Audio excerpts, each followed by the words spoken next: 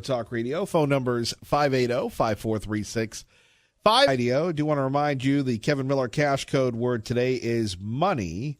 That's money. Listen for the cash code word between now and, well, the end of the week at 6 a.m., 8 a.m., and 3 p.m. during the Sean Hannity Show. You'll hear me give you the code word. The more code words you get, the greater your chances are of winning up to $5,000 on KIDO Talk Radio. Today's code word is money. That's right, money. And speaking of money, thanks to the tireless efforts yesterday of the staff of CapEd Credit Union and the Boise Rescue Mission and a couple of our people here at the Broadcast Center for helping us count the pennies. We're getting ready for a final count. And, just between the two of us, we've collected over 1 million pennies. We'll have the final count in pennies. I don't know if we'll do it in dollars, but in pennies, if you will, coming up this week. Thank you so much for contributing to summer programs at the Boise Rescue Mission, for making a difference. Thank you, thank you, thank you. Now, last week, there were a couple of issues. We actually wrote about it on KIDOTalkRadio.com. It was a week ago, where you had two state representatives, one a Democrat, one a Republican. What is it? Representative Rubel of Boise, Representative Moon of Stanley, joined folks in front of the Ada County Prosecutor's Office with petition with a signature of over 12,000. The petition was originally posted to social media by a couple of folks that were upset and wanted the Ada County Prosecutor, Jan Bennett, to drop all charges against the 3 truck drivers who are arrested and charged with driving industrial hemp across Idaho.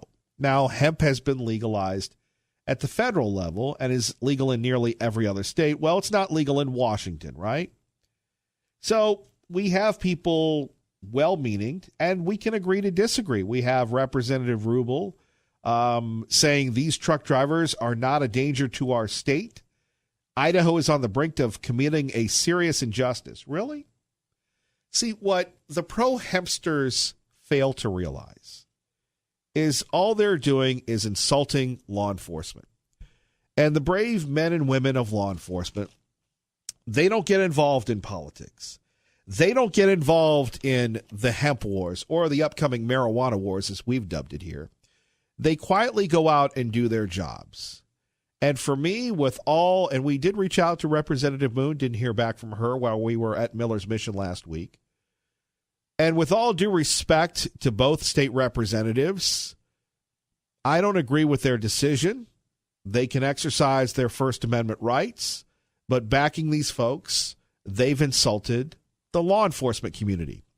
Now, it's up to the Ada County prosecutor, Ms. Bennett, who, look, that's not an easy job. But then you have this big brouhaha, let's have a news conference.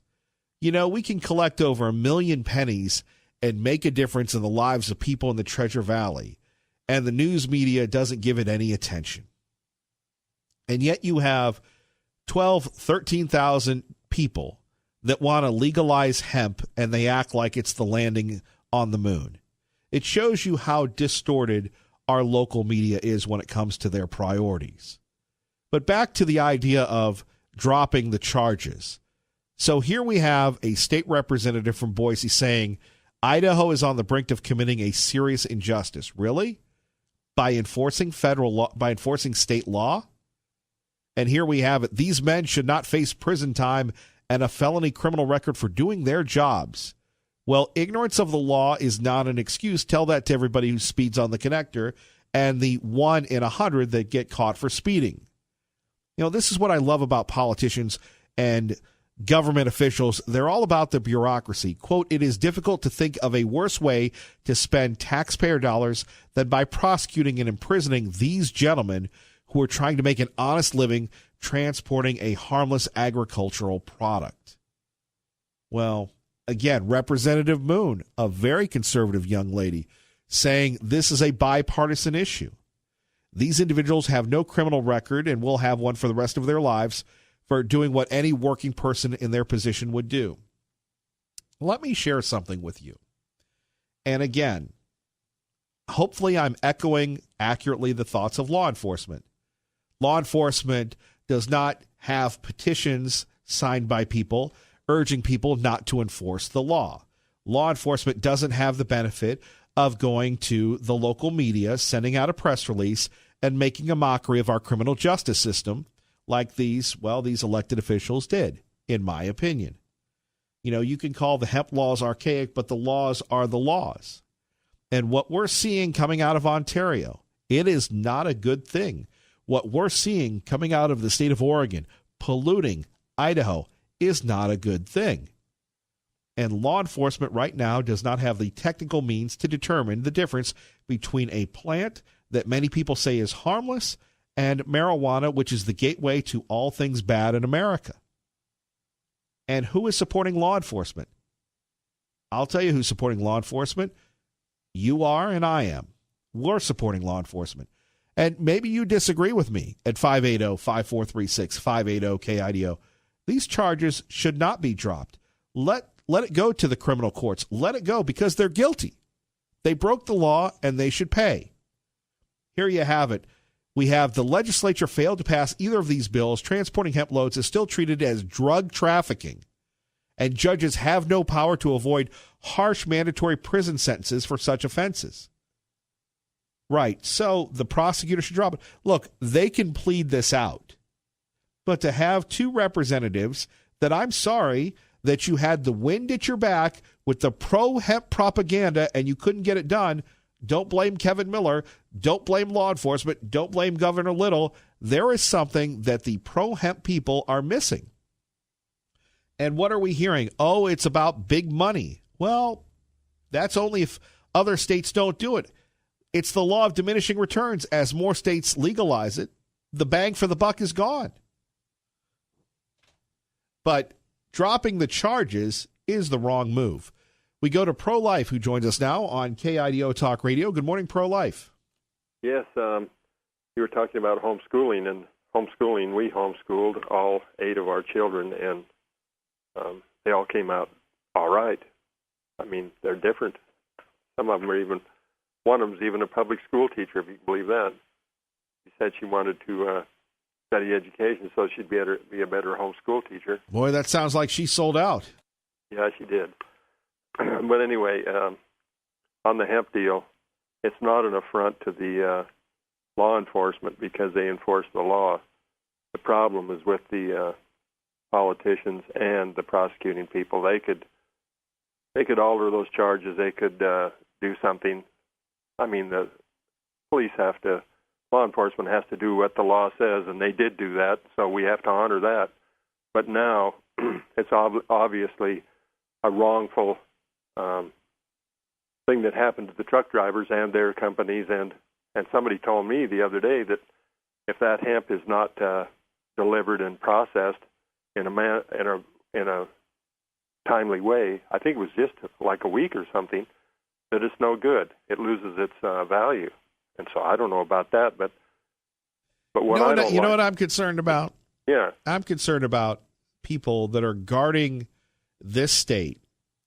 They do their job, and instead of getting a thanks from the bipartisan state representatives, they join this petition to drop the charges. So let's just say the Ada County prosecutors decided to do that. Right. That's just mob rule. So I urge the prosecutors to do their jobs, and everybody's saying they're interested in saving face. That's just sheer ignorance. You know what I'd say to them? Go out there and bust a bad person. Go out there and pull over the drug dealers. Well, hemp is not harmful. It's not a drug. And Idaho needs to catch up in its laws having to do with hemp, and it will. And so, why should some truck drivers? And here's what I don't really like about law enforcement: when they arrest some drug dealers and they have some very valuable equipment, that equipment gets to go to as a forfeited asset, and those funds go to the law enforcement. And sometimes law enforcement wants to do that when like if they stop somebody that's got some marijuana and they have an old beat up car, well, they just have it towed to the tow yard. But if they have a very valuable car, then they put it in the police lot, and hopefully they can sell it down the road, and those funds go to the law enforcement. Here's the skinny on this. Yeah. They broke the law. They need to go to trial. Well, hey. And really, the two elected officials, I think that with all due respect to them, they should stick to repealing the grocery tax, which they didn't do. Yeah, well, of course. What's more important? What's more important to the greater good here in the state of Idaho? Repealing the grocery tax or listening to the pro-hemp people and their petition? Well, I'm a pro-hemp people, so you got to listen to me. But listen, we need to repeal the grocery tax. And really, Governor Little is the person to really do all this kind of stuff. He should have just said, listen, I'm not doing anything unless you give me the grocery tax repeal. He didn't do that. He said, we're going to put it off for a year. Well, really, if you want to find the worst person responsible, it'd be him. And then he. Well, where are the lines of the legislature? They just take their orders from the governor. Yeah, they kind of do. They aren't really independent. That's pretty stupid. They take their orders from the governor like they took their orders from the last governor. Right. And you know something, pro-life? Here what? you and I are. And look, Governor Little's a nice young man. Yeah. We agree with it. I agree with him on saying no to the marijuana. But I'd much rather have the governor call Donald Trump than Garth Brooks. Yeah, of course. And I mean, it's all about personality. Pro-life, thank you for the call. Let's go to Max in Garden City with Kevin Miller on KIDO Talk Radio. How's your health? Getting a lot better. Thank you very much. That's good. Good to hear. I'm out of the woods and things are looking up. I'm calling to support my good buddy Pro-Life back there. This whole hemp versus marijuana thing has gotten out of line. I think first of all, law enforcement should never feel slighted or insulted because they're here to serve and protect. If they elevate themselves to such a level as to say, hey, we feel slighted, they need to reevaluate their priorities. Hemp is an agricultural product. There are ways to tell marijuana from hemp in less than 24 hours. These young truck drivers, I think what you need to do is fine the crap out of them as a lesson so they don't forget and do it again. If you're going to keep the laws saying hemp is illegal, then fine them and send them on their way. Unfortunately, we get a few overzealous people, not just police officers, but overzealous radio people, talking heads, people like you.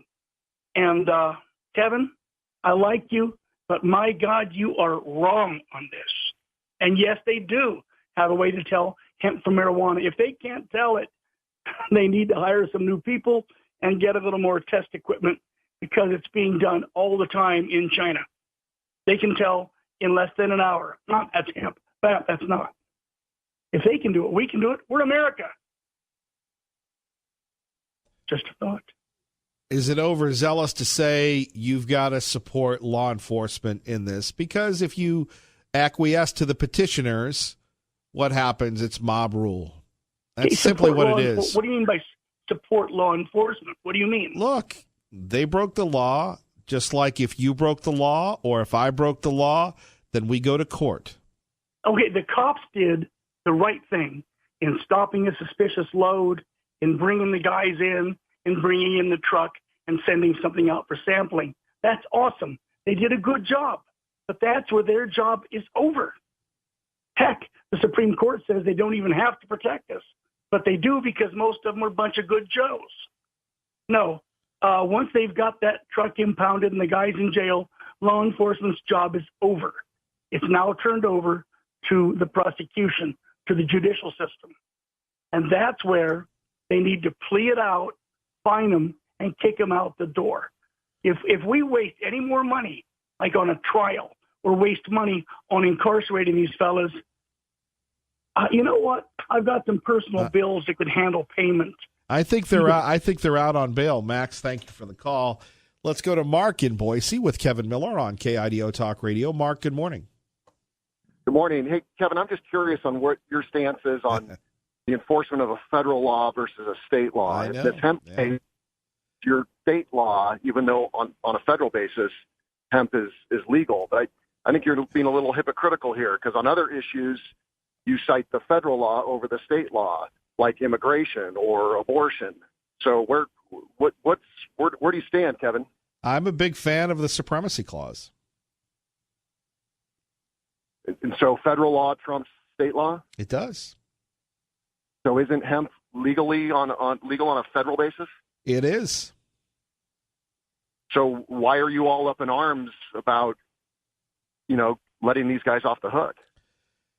Because it's my opinion they broke the law, and it's up to the state of Idaho to figure that out. That's my personal opinion about the supremacy clause. I'm again, if the feds come in and tell Idaho they've got to obey it, but right now the feds aren't doing it. It's the reverse of the marijuana argument. And I'm curious why you think marijuana is such the pathway.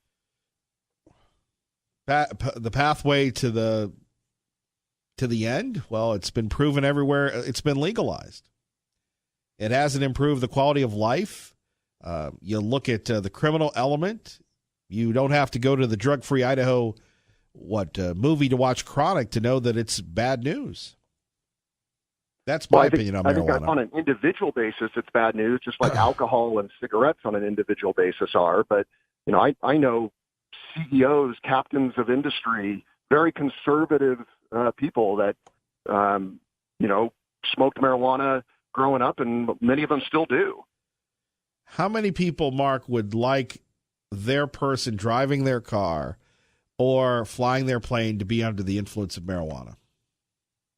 That's apples and oranges. That's like saying how many people want their airline pilot to have had a drink in the last 48 hours or alcohol gets out of your system faster. And if marijuana is the be all end all, why does everyone from paint stores to truck drivers have you take a test to make sure that you're not on the drugs? It's just simply not good. Well, you can't legally drive a commercial vehicle while under the influence of alcohol, but alcohol is legal. True. I think it's apples and oranges when we're talking, though, about marijuana and, to use your phrase, marijuana and alcohol. One is legal, one isn't. One is a mind-altering substance, and one leaves your system a lot quicker than the other. Well, and that's why we're debating it. But I don't think you can unequivocally say that marijuana is a gateway drug to even worse drugs. You talk to most people that are drug addicts, they will say what led them to the drugs, to the hardcore stuff, is they started with pot. Well, I think by the same token, you could talk to most pot smokers who have not gone on to worse drugs. So causation is not the same. I don't know about that one. So every pot smoker eventually becomes a heroin addict. I'm saying it increases the probability. I'm saying you're wrong, and that's why we're debating. Well, how about we agree to disagree then? I can definitely agree on disagreeing with you. Thank you, Mark. You have a good day. All right. Thank you, Kevin. You have a good day as well. See, you wonder where the passion is. It's in the pro-pot people. They just love to spout off about how harmless marijuana is. It's not harmless. It's reckless. And I agree with Governor Little that we need to stop it right here in Idaho. People say we can't. I disagree. What do you think? 580-5436. Kevin Miller, KIDO Talk Radio. Tom in Nampa. Good morning. You're on KIDO Talk Radio. Good morning. Got a question. This whole thing seems to center on whether a peace officer in the field is able to differentiate between what's legal and what's illegal. Is that the crux of the argument? Yes. Okay. Is there not some device that can be used to determine that? I read a thing a few weeks ago about a breathalyzer that they've got now that checks for both alcohol and marijuana. I haven't heard about that one. Well, if it was, if we had a pot sniffer besides Fido, wouldn't that eliminate this entire argument? It would. Now, the hemp determination machine, though apparently they're going to have it in 3 places in the state, but as far as a portable unit, that just can't happen. Yeah, well, we don't have it yet, I'm thinking. So that would kind of, maybe we get all the pro hemp people to kick in do a Miller week on that one, get them all to kick in the couple of bucks and do some R&D and come up with this thing. Well, maybe we could give the folks at Micron something to do. Right? Have an industry research council for hemp. Tax-free, of course. And does that make any sense at all, or am I full of horse caca? You're not full of horse caca. Thank you, Tom. Appreciate it. More of your calls next. Kevin Miller, KIDO Talk Radio. Good morning, Maggie. All right, coming up, we will speak with Gordon, R&R, and Tea Party Bob. But again, we always want to make sure that we're promoting education and promoting the homeschool movement here in the state of Idaho. Linda Patchen joining us. She is the chairwoman of the Homeschool Idaho, Idaho Homeschool. Linda, thank you for joining us. It's good to have you back. Thank you for letting us be here today. Well, let's talk a little bit about the state of homeschooling in Idaho. Where would you define where we are? Oh, Idaho has the best homeschool law in the whole country and thus the world. So we're in a great place here in Idaho. If you could expand on that, because a lot of people wonder, the future of homeschooling. Education should be a unifying issue, Linda, but sometimes it can be pretty polarizing. So the state lawmakers, the state support the homeschool movement? For the most part, they seem to, yes. We've worked really hard with our legislators to educate them on what homeschooling looks like, and they have appreciated the fact that it gets good results. Our test scores are very high, and we end up with very well-educated children. And that is incredible. What really goes into a homeschooler? Well, I think it's probably a little bit different for every person who does it because everyone has their own reason for homeschooling. Some of them do so because they want strong academics for their children. Other people do it because they want to enrich their family relationships. Some people are more reactionary. They've had a bad experience in a different educational paradigm, and they're looking for something that can maybe be a little bit restorative after the bad situation that they've come out of. So there are a lot of reasons to homeschool. It's a little bit different for every person who does it, but it's successful. And we've had so many folks on today, and they make it sound so easy. And I've kind of had to control them to go, it can't be that easy. Look, time management is tough. Working from home is tough. Mm-hmm. For most of us that aren't focused in and haven't been homeschooled or aren't homeschoolers, we think, well, you just throw them in front of the such and such or whatever. But you don't get high test scores by doing that. No, you don't. And to be honest with you, homeschooling is a lot of hard work, and it takes dedication on the part of the parents and a cooperative spirit from the children that are being homeschooled. But it's also a lot of fun. And so I think that's probably why I continued to do it, because it was just fun to be with my kids all day and to learn about them and how they processed learning, and to look for better ways to help them understand whatever the subject was we were studying. See, that's what I would love to know about is how do you handle a topic as a parent that might be a little out of your solar system?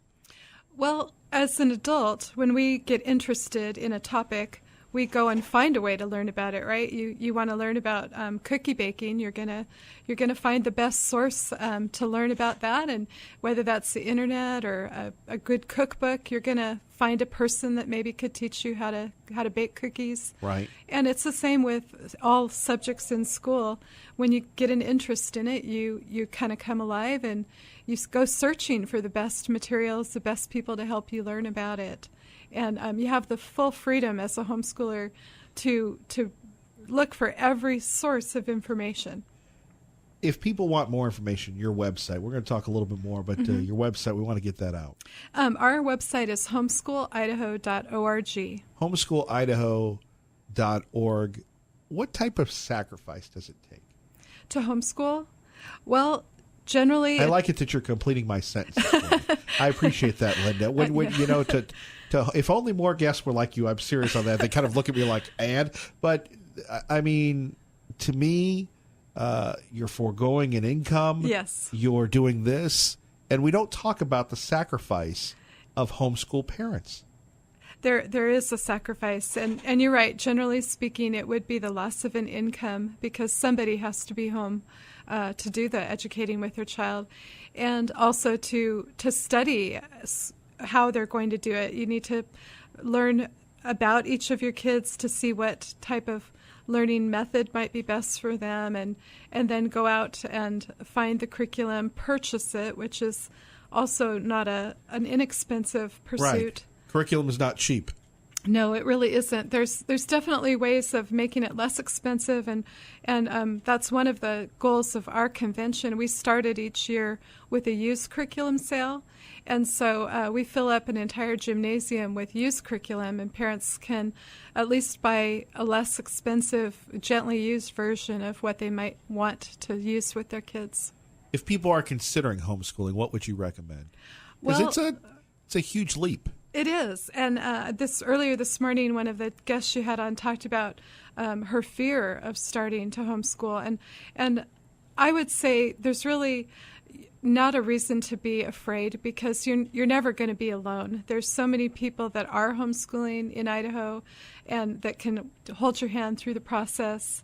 But to get started, we highly recommend attending the annual convention because we have 42 different workshops on various subjects that'll help them to figure out just how to handle teaching math or teaching geography or science, and how do you figure out what learning style your child has.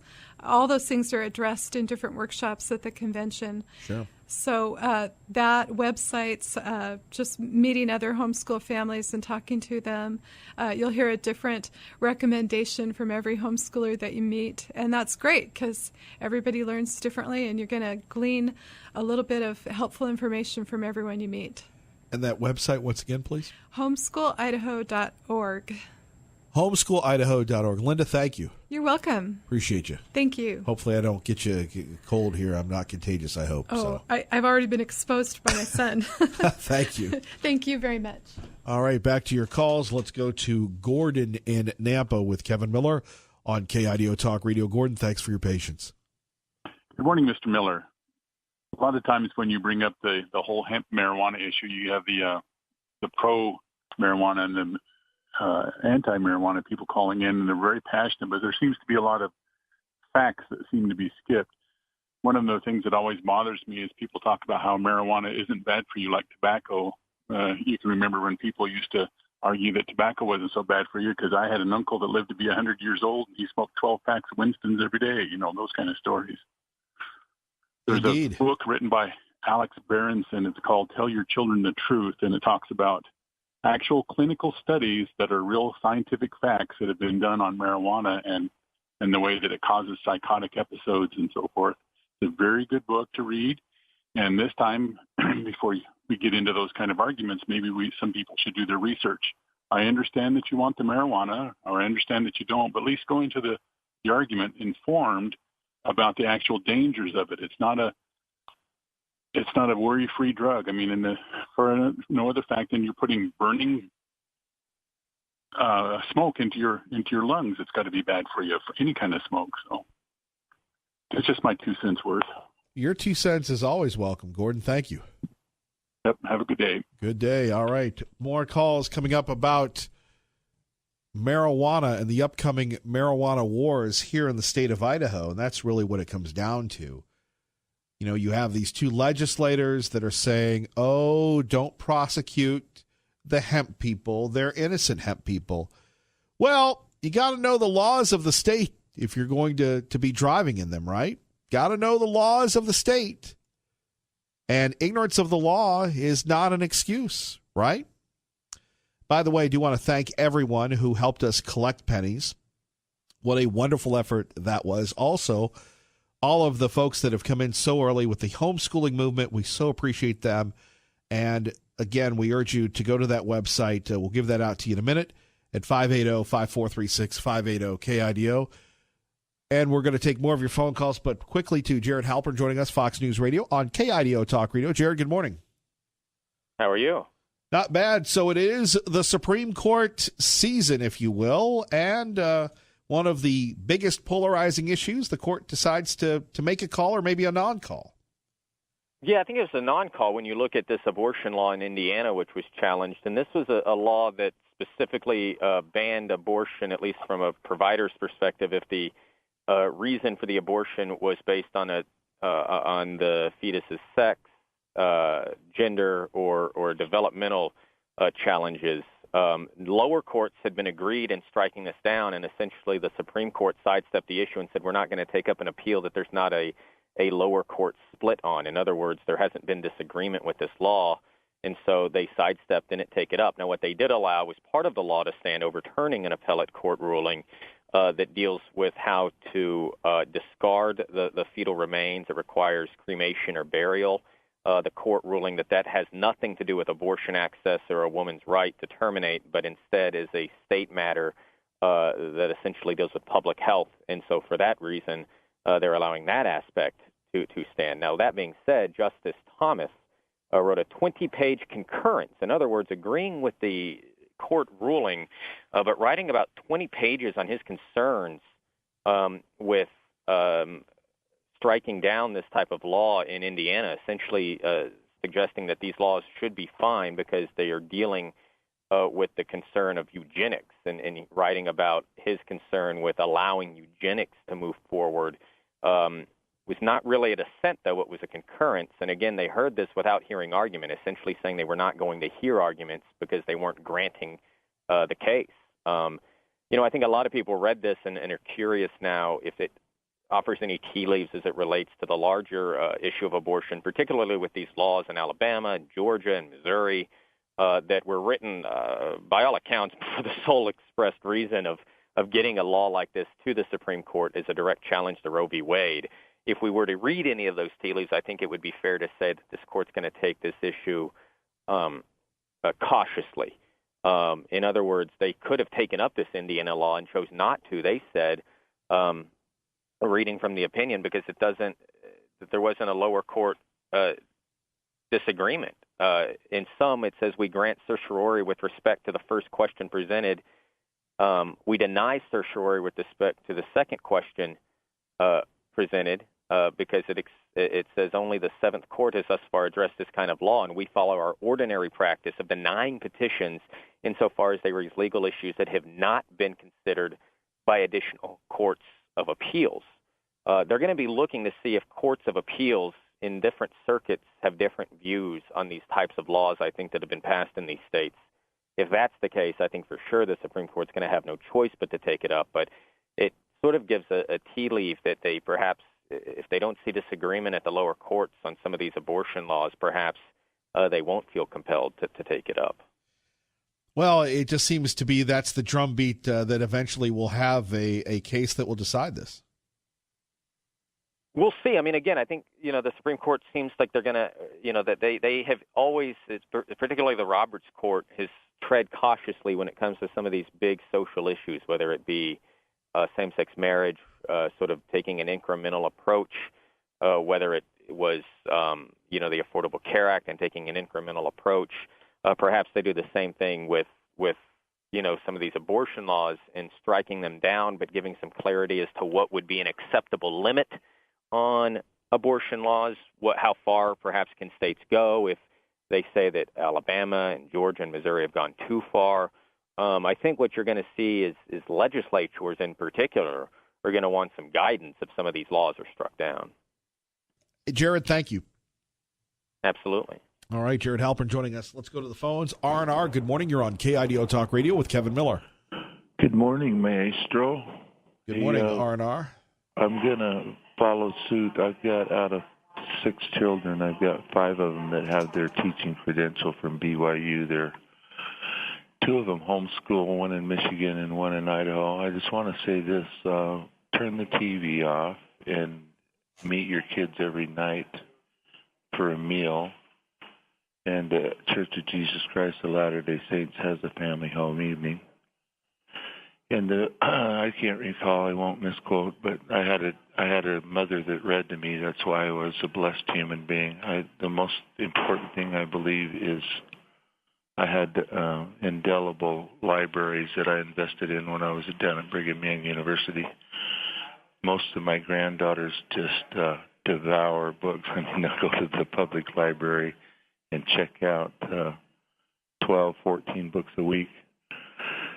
So we all basically are homeschooling. You and Brewster are homeschooling each other, and you're my maestro, and you do recall the day that I promoted you to Saint Kevin, you and Saint Peter. So I'm just honored to be in here in the mix. Your maestro means teacher. Well, we love you, R.R. One more thing. It's like I was going to eulogize Bill Buckner because he's 69. I'm starting my 67th year. I want to encourage you to go take your daddy to Custer's Last Stand, because when daddies don't ask for much, you might want to take the next man next to me, because you guys get along so good. Take your dad flying to Cheyenne and take the mayor of wherever it is. I'm still voting for Touchdown Tommy for mayor of Boise. Love you, man. Keep it lit. Love you, R&R. Tea Party Bob joins us now. Kevin Miller, KIDO Talk Radio. Good morning, Tea Party Bob. Well, good morning, Mr. Miller, from the lovely city, or should I say, country of New Meadows. I wanted to say thanks for bringing forward the advantages of homeschooling of our children here in Idaho, as it's something that appears to be gaining traction nationally. It's probably one of the best unifying factors for a family unit, as parents actually get to spend quality time with their children and help them learn in a friendly atmosphere, uninhibited by the social problems that come with public schools. They also have control of what their children are learning, which is quite important nowadays, considering the new nomenclature that we have in our schools. It's a known fact that on average, homeschool children do better in college than those who are taught by the public education system. The age-old argument that homeschool children are less socialized than those in public schools is nothing but a myth perpetrated by those who would like to expand the current government-sponsored school programs. I believe that we would see more children being homeschooled if we allowed that deduction equal to the cost of public education for homeschooling parents, which is, it takes their time. Many of them take off of their jobs, and also would relieve the tax burden on the public sector of our taxes. I also believe money should follow the children when it comes to education, not the children following the money, into an education system that we feel in many ways is inadequate and run by a bunch of bureaucrats. On the marijuana hemp situation, you keep trying to tie marijuana and hemp together when they are 2 completely different plants. One is used for industrial and medicinal purposes, and the other is a recreational drug. On your assumption that the protest about the drivers who were driving the hemp trucks is an affront to law enforcement, you are so far off track that I can't believe you're still promoting this scenario. The people who enforce our laws are barking up the wrong tree in this case, and if they are going to punish the innocent drivers for these trucks for transporting, not, as you say, drugs, but an industrial product that has absolutely no value as a drug whatsoever, the legislature makes the laws, and the prosecutors are trying to save face in the midst of a legislative argument about whether we will have hemp in Idaho or not. Kevin, you are very much on the wrong side of this argument, and I I must say, I'm not sure why you keep bringing it up. All right. Thank you for the call. Kevin Miller, KIDO Talk Radio. And good morning, Barb. Bring us home. Barb. All right, Barb, we appreciate you. Thank you, everybody who called in today. Do want to thank our homeschool folks, our homeschool students and teachers. Appreciate you starting your day with me a little whooped from a week at the Walmart. And like a lot of people, it's kind of strange that I don't know, are you catching a cold? It just seems odd. Here we are. Maybe it's the rainy weather. Maybe that's impacting your health, but it seems it's cold season. Anyway, don't go anywhere. Stand on the right side. Glenn Beck is next. Remember, 3 o'clock today, another Kevin Miller Cash code word during the Sean Hannity Show. Ray and Maya, great job. God bless everybody. Keep the faith.